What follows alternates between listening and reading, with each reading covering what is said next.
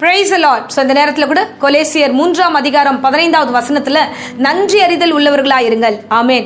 இந்த நாளிலும் தேவனுடைய கிருபையினால ஆண்டவர் நம்மை நடத்தி கொண்டிருக்கிறார். உங்களையும் அநேக காரியங்களை கர்த்தர் சாட்சியா நடத்தி இருக்கிறார்.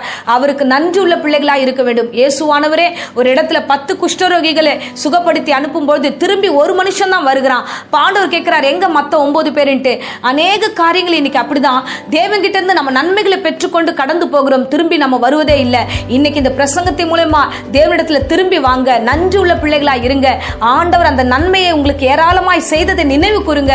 கர்த்தர் உங்கள் வாழ்க்கையில பெரிய காரியங்களை செய்வார். இந்த நேரத்தில் கூட நம்முடைய சபையில கூட கர்த்தர் பெரிய காரியங்களை செய்திருக்கிறார். ஆகஸ்ட் 15 YMCல தேவன் இறங்கி வந்து அபரிவிதமான அபிஷேகத்தினால நிரப்பி அந்த வளாகம் முழுவதும் கர்த்தருடைய மகிமை அன்றைய தினத்துல இறங்கியது. அது மாத்திரமல்ல, நீங்க அநேகர் வந்து அந்த இடத்துல சாட்சிகளாய் நிற்க கர்த்தர் கிருபை செய்ததார். கர்த்தர் தாமே உங்கள் ஒவ்வொருவரையும் ஆசீர்வதிப்பாராக. ஆமென். God